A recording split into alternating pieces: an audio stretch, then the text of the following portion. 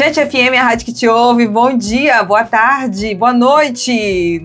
Não sei onde é que você tá, que lugar que você tá, qual o seu fuso horário, pode estar fora do Brasil, pode estar no Japão, né? Aqui a gente começando o nosso programa Escutando Direito com a nossa advogada Patrícia Mombar, seja bem-vinda. Ai, muito obrigada, ótimo, é sempre excelente estar aqui, uma pauta muito importante no nosso programa de hoje. Ainda mais hoje, que é o nosso Dia da Mulher. Dia 8 de março, Dia Internacional da Mulher. Estamos aqui na Chat FM ao vivo com o programa Escutando Direito. Mas olha, eu vou te falar, viu?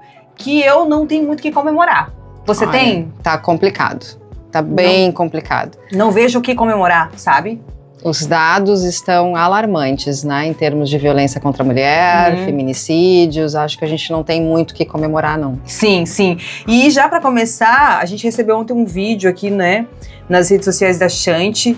É um vídeo que está viralizando aí no TikTok. Vamos disponibilizar para vocês depois o vídeo, para o pessoal que está nos ouvindo, que vai assistir o programa lá no YouTube, vai poder acompanhar esse vídeo, você vai ver. Mas para o pessoal que está nos ouvindo na rádio, a gente vai ter que narrar o vídeo, porque não tem como enxergar, né? Não tem como ver, aí você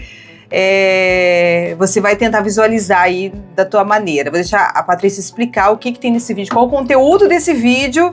Eu fiquei chocada. Então, eu também fiquei chocada, né? É uma trend que viralizou no TikTok e a trend é a seguinte, são meninos, né? Então a gente percebe que tem pouca idade, são jovens, homens, meninos, que estão treinando como agredir fisicamente a mulher que rejeitar o pedido de casamento. Então essa é a trend, né? Eles simulando fazer o pedido de casamento para a menina e a menina falar não. E aí eles partem para agressão física, né, de variadas formas, soco, chute, pontapé, enfim, né, então essa é a trend. Sim, eles estão treinando aqui num saco, né, de areia e tal, luta aqui, que deve ser um boxe, um Muay Thai, sei lá, então é Muay Thai. Como eu fiz Muay Thai a vida toda, tenho que voltar a fazer. Então, ai gente, olha, aí o outro puxou até um pente simulando uma arma. Exato. Simulando uma arma. Não, e é isso que a gente fala sobre misoginia, né? É o exemplo perfeito do que é um conteúdo misógino nas redes sociais. Esse é o exemplo. Então, pra gente, né, falar nesse dia 8 de março sobre o Dia Internacional da Mulher, que deixou de ser um dia de comemoração, mas passou a ser um dia de conscientização, com tantas mulheres mortas aí. É muito triste falar, porque a gente acha que a gente está evoluindo, a gente está regredindo. Não, a gente está involuindo. Involuindo, porque o ano de 2025 bateu recorde de violência contra a mulher, de mulheres mortas no Brasil, né? No Brasil. E esse ano só está começando, já temos vários, nem sei quantas mulheres já morreram esse ano, que eu nem fui atrás das estatísticas. Eu tenho anotado. Você tem anotado? Depois você procura então pra gente falar. Então, né, o Dia Internacional da Mulher não é mais comemorativo, é um dia sobre reflexão, sobre direitos, lutas e conquistas, né? E falando em conquistas, as mulheres, vou fazer uma pergunta para você e para você aí que tá em casa refletir. Você acha que as mulheres já conquistaram igualdade ou ainda estamos longe disso? Estamos longe disso. E eu acho interessante que algumas pessoas que querem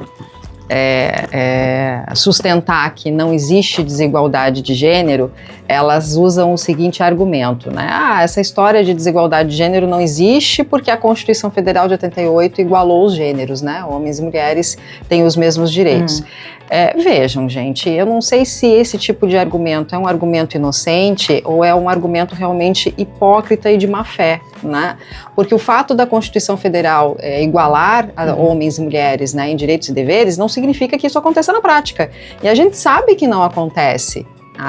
E aí a gente tem aí vários exemplos, como as mulheres elas ainda ganham menos que os homens para exercer as mesmas funções, e as pesquisas reiteram essa realidade, né? Então há anos que essa realidade se confirma por meio das pesquisas.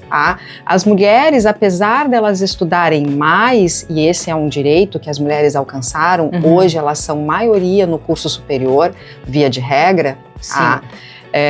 As mulheres também elas se especializam mais, elas fazem mais pós-graduação, mestrado. Então veja, apesar das mulheres hoje estarem mais qualificadas que os homens, elas ainda ocupam menos cargos de gestão. E isso são as pesquisas oficiais que demonstram, né? Então é claro que na prática a gente ainda não tem igualdade de gênero. Sim, e esses poucos direitos, né, que são poucos, né, que a mulher conquistou aí, que veio através desse movimento feminista. Então quem julga o movimento feminista desconhece toda a história, né?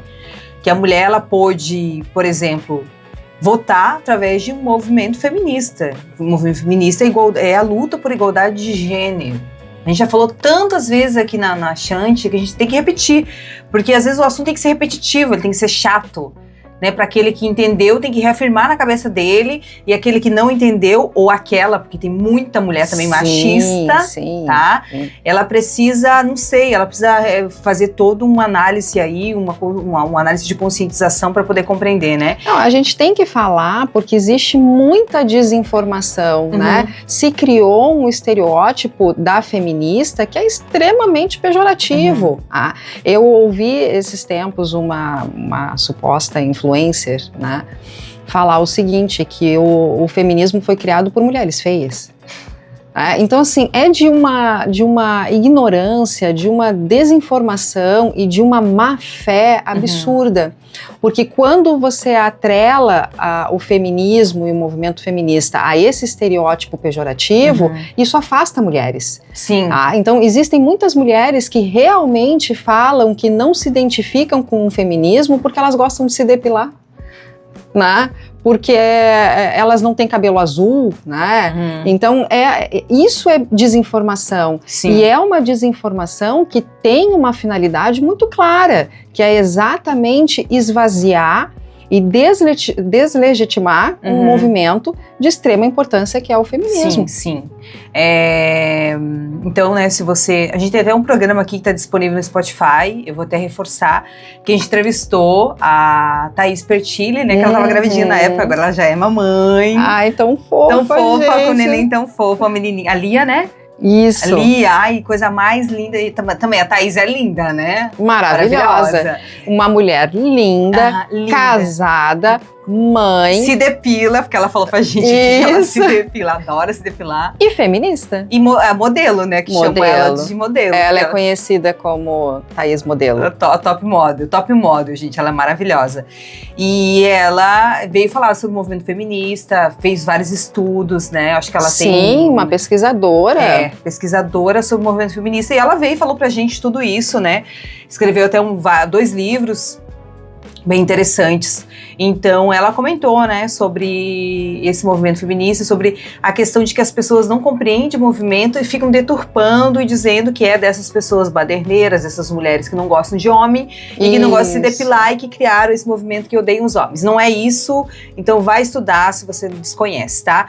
Então, vou falar aqui de alguns destaques, né, de que a mulher conquistou na sociedade, com muito sangue derramado, com muitas vidas perdidas, com muitas lágrimas, com muito sofrimento, né?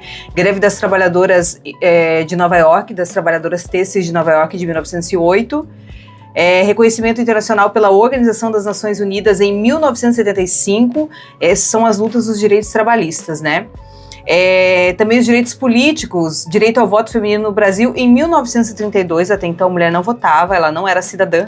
Pensa que a mulher, não faz 100 anos que a mulher tem direito ao voto. É verdade, não faz 100 anos, gente. Que loucura. A participação na política a partir daí então, depois ela pôde participar, né? Direitos civis e igualdade jurídica. Essa parte, gente, essa dói, viu? Porque essa parte entra na questão do casamento, né? Eu não sei dizer qual ano, né? Não lembro mais, que eu estudei em Direito Civil, mas talvez você vai poder falar melhor. Que a mulher até então, até uma determinada época, ela era de posse do pai, e ela só saía de casa se ela se casasse com um homem, ela se tornava posse do homem, do marido, que podia fazer o que queria com ela. Daí. Essa era a lógica do Código Civil de 1916. E aí, depois, com o Estatuto da Mulher Casada, de 1962, se eu não me engano, que a mulher alcançou alguns direitos, né? Então, mudou um pouco, modernizou, digamos assim, diminuir um pouco esse cerceamento de direitos que a mulher tinha pelo Código Civil anterior. Sim, o Estatuto da Mulher Casada, que ridículo. Com perdão da palavra, o nome. E o Estatuto do Homem Casado, ou seja, o Estatuto da Mulher Casada significa que tem um estatuto que a mulher tem que seguir, né? E apesar de ter o nome da lei ter ficado conhecida como Estatuto da Mulher Casada, é uma lei que trouxe direitos para as mulheres. Digamos que... trouxe direitos. Digamos que deixou a condição da mulher menos pior. E como, por exemplo, pelo Estatuto da Mulher Casada, a mulher poderia trabalhar fora sem autorização do marido. Antes do Estatuto da Mulher Casada, ela só poderia... Podia. Exato, ela tinha que ter autorização do marido. E a autorização do marido também para uma série de outros atos da vida civil, né? Sim. Ela precisava. Até pouco tempo, se eu não me engano, foi, sei lá, menos de 10 anos atrás, a mulher, por exemplo, ela não podia fazer laqueadura sem autorização do marido. Então, se ela quisesse fazer uma laqueadura de que ela não quisesse mais ter filho, o marido deveria assinar autorizando. Ou seja, o marido tem direito sobre o seu corpo, né? É triste, dói, tá? Direitos do trabalho, licença maternidade, que eu ainda acho péssima, tá? Porque a mulher tem 6 meses ali de proteção, digamos assim, porque ela sai, né, para ter a criança, ela fica ali 4 meses em casa, recebendo um mísero salário, que não dá pra nada. Depois ela geralmente volta pro trabalho, depois dos 4 meses, a criança vai pra creche, ela volta pro trabalho. E voltando ao trabalho, ela tem mais 2 meses para ver se a empresa vai ficar com ela ou não. Aí ela fica naquele medo, né, de que a empresa vai ficar comigo, não vai? Será que eu tô sendo funcional? E se meu filho fica doente? Eu falo isso porque eu já vivi isso, tá? Eu já vivi isso. E aí eu voltei ao trabalho e ai, que medo. E eu não fui demitida porque uma outra mulher me ajudou e falou que não queria ocupar meu lugar. Enfim, eles não tiveram escolha, não sei ficar comigo. Mas eu seria demitida do trabalho porque eu virei mãe e eu não era mais tão funcional. Então acho que deveria estender para 1 ano essa licença maternidade. Aí eu ouvi de um colega de sala um dia de direito, da sala da área do curso de direito, que ele falou assim: tá, mas essa mulher tem 1 ano de licença maternidade, de proteção, de como é que é a palavra? Estabilidade. Tu acha que quem é que vai pagar por essa mulher se ela não for tão funcional? Quem é que vai pagar? Se ela ficar faltando, a empresa vai entrar no prejuízo. Quem é tu que vai pagar por ela? Ele falou isso pra mim. Eu falei, nossa, tu nasceu de uma chocadeira, de um pé de banana? Ele falou, não, nasceu da minha mãe que me criou sozinha. Eu falei, nossa, e tá honrando muito bem sua mãe, né? Eu falei, tua mãe deveria ter te abortado. Eu falei pra ele na sala, tua mãe deveria ter te abortado. Daí ela ia poupar os nossos ouvidos dessa conversa. E ele até teve a cara de pau de falar assim, pois devia mesmo. Sabe qual é o grande problema? Esse é mais um exemplo de que não existe igualdade de gênero. Porque qual é o grande problema? As mulheres têm a licença maternidade e os homens não têm esse mesmo período de licença maternidade que as mulheres têm. E aí a justificativa é sempre a mesma, né? Quem amamenta é a mulher, o homem não pode amamentar, como se um bebê recém-nascido só vivesse de amamentação, né? Sim. Como se não tivesse que trocar, não tivesse que dar banho, não tivesse que fazer dormir, não tivesse que fazer arrotar. Então tem uma série de coisas ali que o pai da criança também pode se envolver. Então, qual é a grande questão? Eu sonho, né, com o dia em que homens e mulheres terão o mesmo tempo de licença maternidade. Vai ser uma licença parental. Mas aí, né? Deixa eu só fazer um adendo aqui. Não adianta o homem ficar em casa incomodando a mulher, né? É exatamente Pelo isso que eu ia amor falar. de Deus, o homem que fica em casa para ser funcional também e cuidar igualmente. Exato. Então, eu sonho com um dia em que não vai existir licença paternidade ou licença maternidade, vai existir uma licença parental, e que o casal que está com um filho recém-nascido vai ter o direito de ficar em casa e se dedicar na criação daquele filho, né? No desenvolvimento daquele bebê.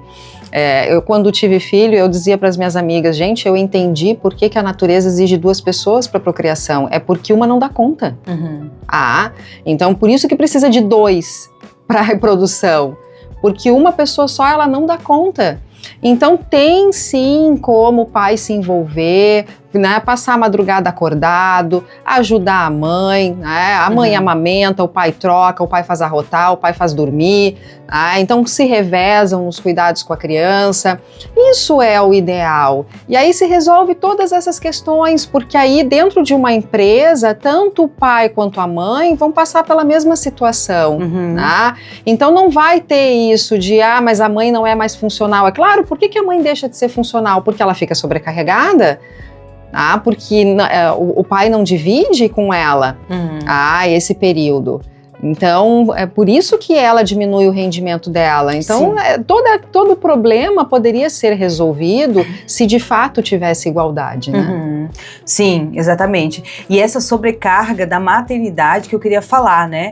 Porque a mulher, ela vai trabalhar, ela vai dar o seu melhor sempre, né? Como qualquer pessoa tenta dar o seu melhor na sua empresa. E ela volta para casa e ela tem todas as outras funções. Eu falo por mim, né, que vivo sozinha com a minha filha, enfim, é uma escolha minha, né? Mas eu volto pra casa e eu tenho que dar comida pro gato, eu tenho que dar banho nela, eu tenho que arrumar, eu tenho que vestir, tenho que pôr pra dormir, tenho que dar comida, eu tenho que tomar banho, eu tenho que estudar, eu tenho que arrumar a casa antes de dormir.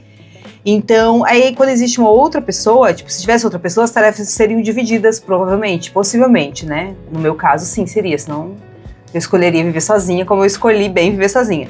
Mas isso é comigo. Mas em muitas casas, a mulher volta para casa e faz tudo isso sozinha, enquanto um homem está ali sentado no sofá e não está auxiliando. Então, essa sobrecarga é que acaba com a mulher. E sabe o que é mais grave?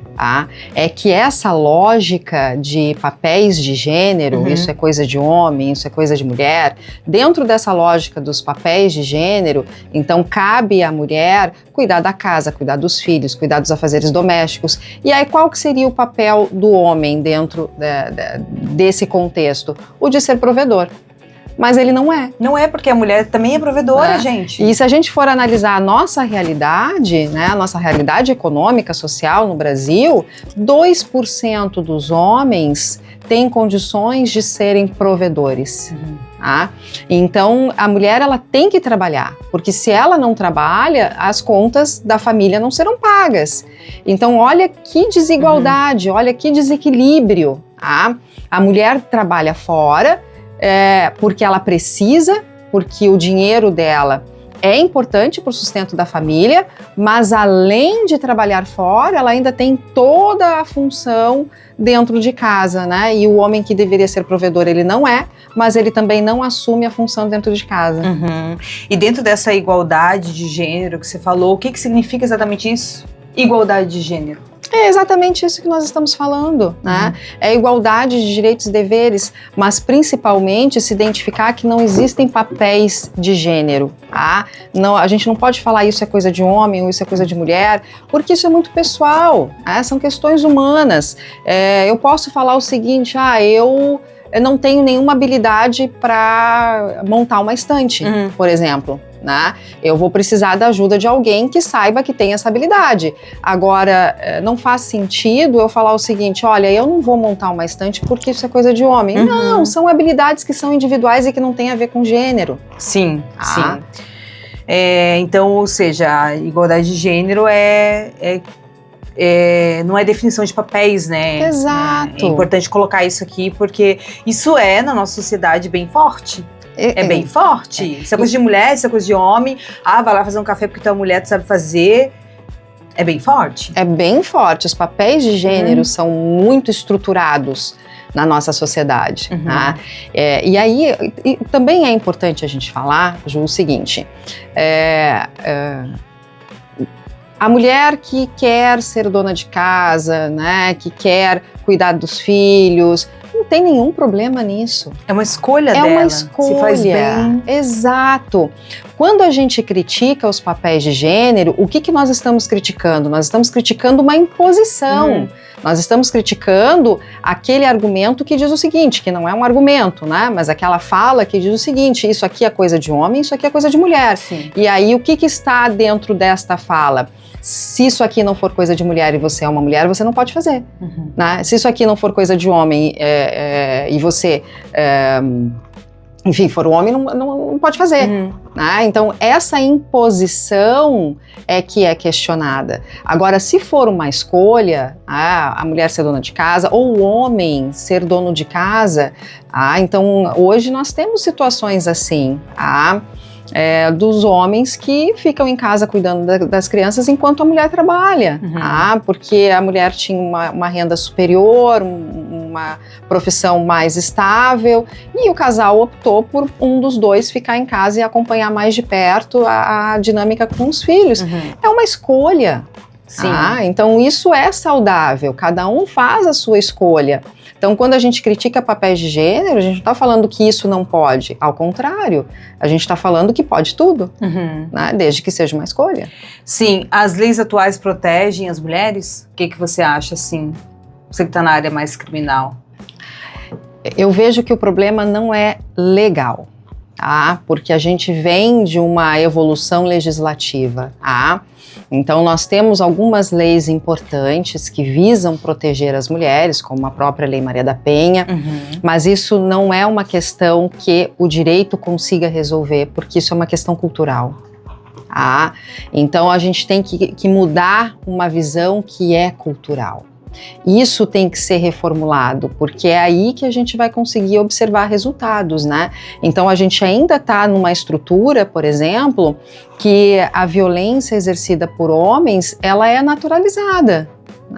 Os nossos filhos, os meninos, eles ainda são educados para fazer uso da violência, aquele uso da violência que se justifica em determinado contexto, né? Como, por exemplo, se um coleguinha da escola te provocar, você tem o direito de se defender. E o se defender que a gente ensina para os meninos é por meio da violência. Então está escondido, né, dentro dessa ideia de que o homem está se defendendo.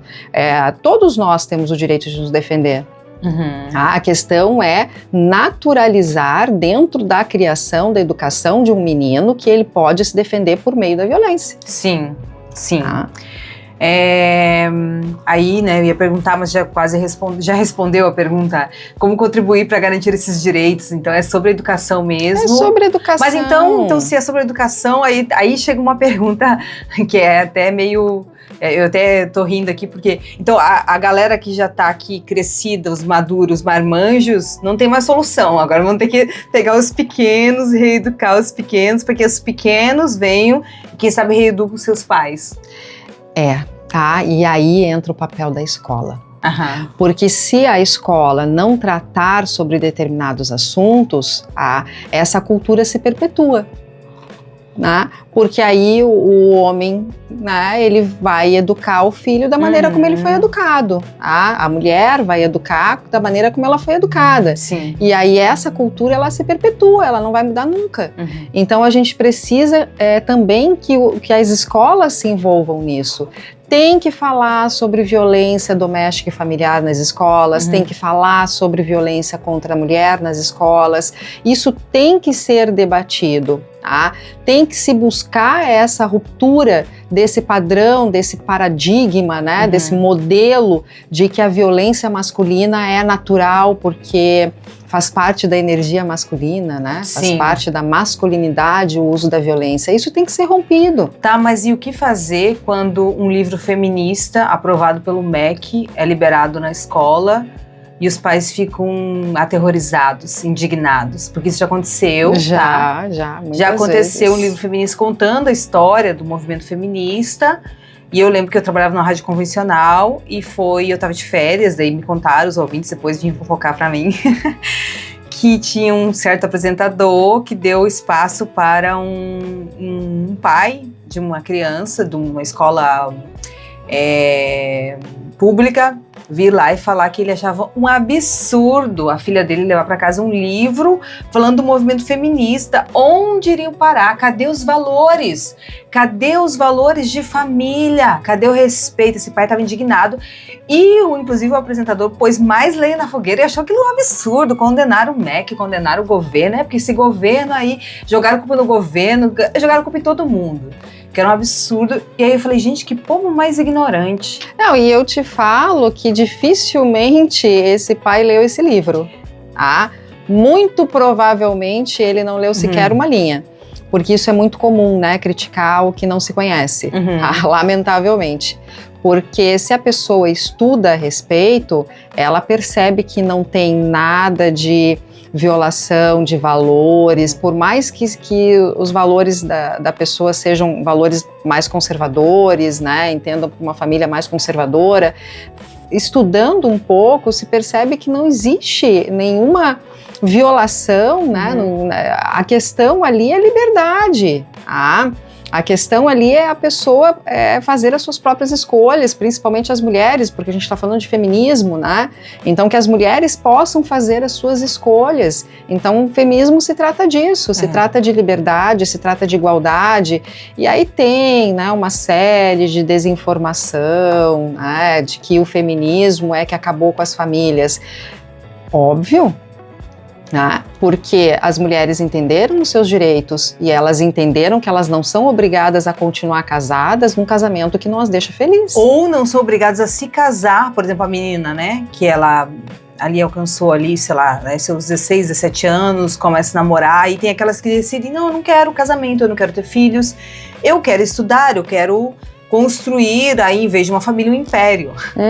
E não tem nenhum problema quanto isso. Eu quero viajar ao mundo em vez de ficar, de casar, arranjar um marido, casar e ter filhos. Muitas mulheres mais velhas até hoje são julgadas. Por que você não é mãe? Você é casada, você deveria ser mãe. Eu não quero. É sobre isso, é sobre essa escolha. Exato. De ela não... Eu, por exemplo, eu nunca quis ser mãe. Eu fui mãe porque aconteceu. Você sempre quis, né? Era um sonho. Eu fui um acidente. Aconteceu a maternidade, eu assumi. Nossa, foi maravilhoso e eu super indico, mas eu nunca quis ser mãe. E eu ouvia muitas pessoas falarem, nossa, mas por que você não é mãe? Toda mulher nasce pra ser mãe. Olha a construção da sociedade, né? E o feminismo quebra isso, né? Não, e olha a culpa que joga e a frustração que joga sobre as mulheres que não conseguem ser mães. É verdade. Porque aí ela é incompleta, né? Aí ela é incompetente, insuficiente. Então é uma lógica, é uma cultura que é muito cruel para as mulheres. Tá? Tira a liberdade, tira a escolha e enche a mulher de culpa, de frustração, né? De insuficiência. Isso é muito cruel. Sim, sim. Então, eu acho que para fechar o nosso programa de hoje aqui, né, pra gente não se estender muito também no Dia Internacional da Mulher, dia 8 de março, nesse domingo aqui na Chante FM, no Escutando Direito, onde a gente só falou aqui um pouco, né, sobre os direitos das mulheres na sociedade que não são respeitados. Existe sim ali uma Constituição que fala de direitos iguais, mas na prática não existe direitos. Existe, para não dizer que não existe, não ser radical também, que a ideia é não ser radical, existe sim, mas na sua aplicabilidade é muito incoerente ainda. Existe uma certa proteção legal, né? Existe inclusive a lei que trata da desigualdade de gênero, que traz ali alguns dispositivos que é justamente para garantir, por exemplo, no ambiente corporativo, nas empresas, que homens e mulheres tenham as mesmas oportunidades, os mesmos direitos, traz ali alguns mecanismos de denúncia, né, que a empresa é obrigada a adotar para que as mulheres possam fazer denúncias num tratamento desigual, né, nesse ambiente. Então tem uma certa proteção legislativa. A questão é cultural, né? Não adianta a gente ter uma lei que a sociedade não respeita, e não respeita porque culturalmente ela foi ensinada a não respeitar, né? Não adianta você ter só no trabalho por obrigação, né, por conta das leis, ou ter, por exemplo, nas universidades, nas escolas, e na rua, no bar, porque a mulher não vai só trabalhar e não fica só em casa. Ela vai pra academia, ela viaja, então... E aí, e nesses outros lugares, como é que tá a segurança pública também, né? Será que a mulher pode usar a roupa que ela quiser? Será que ela pode dizer um não para um homem se ela não quiser? Né? Não. E é impressionante, eu ainda fico impressionada que em 2026 a gente ainda escute falas que sustentam o seguinte... Por que ela estava naquele lugar? Né? Ou por que ela estava usando aquela roupa? Então, isso é extremamente complicado. A gente ter que lidar ainda com esse tipo de divisão. Sim, sim. Então, a gente quer desejar a todas as mulheres, né, a todas as nossas irmãs, nem vou dizer um feliz dia, né, mas um dia das mulheres cheio de auto-olhar, né? Olhar para si também, de autoestima, de autovalorização, porque se você estiver num relacionamento onde não te faça bem, onde você não pode ser você mesma, procure sair, procure ajuda, busque ajuda, né? Converse com uma amiga, para você sair deste lugar, né? Para que você não pare de passar por essas violências, de viver essas violências, E sempre começa, né, com, eu não quero que você vá, com cerceamento, como você falou, né? E aí depois, por fim, é a vida da mulher que é tirada, né? Começa de forma sutil, você nem percebe, quando você vê, você já tá ali enterrada naquele lodo, com aquele homem que é machista, que é violento e, por fim, ele tira a sua vida. Eu torço para que a gente chegue a um dia em que não precise ter um Dia Internacional da Mulher, né? Até porque a origem do Dia Internacional da Mulher, do dia 8 de março, veio de uma tragédia contra as mulheres, né? Então, de fato, não é para ser comemorado. Eu torço que a gente não precise mais de um dia para trazer conscientização sobre os direitos das mulheres, que a gente não precise de um dia para lembrar que as mulheres são muito vítimas de violência, né? Que a gente não precise de um dia para falar da quantidade do número de feminicídios. O ano de 2025 foram no Brasil, cerca de 4 feminicídios por dia. No ano de 2025. Então eu torço para que a gente não precise mais ter um Dia Internacional da Mulher. Para trazer essa consciência, né? É isso, gente. Obrigada a todos que nos acompanharam. Obrigada aqui também a nossa advogada, Patrícia. Até semana que vem, bom domingo. Ai, obrigada. Eu adoro, né? Sabe o que eu adoro? Sabe que eu me descobri radialista? Ela amou, viu? Foi um presente. Que legal. A gente fica feliz que a gente precisa de gente assim para falar mesmo, né? Tá bom? Obrigada, viu? Não vou nem dar parabéns pelo seu dia, porque, né, a gente tá nesse sentimento. Eu ia falar no início do programa, esqueci, de luto. Luto, né? É luto. Então, é isso. A gente só pode sentir e lamentar tantas outras mulheres que morreram neste ano que passou e morreram até agora, né? Neste ano que mal começou.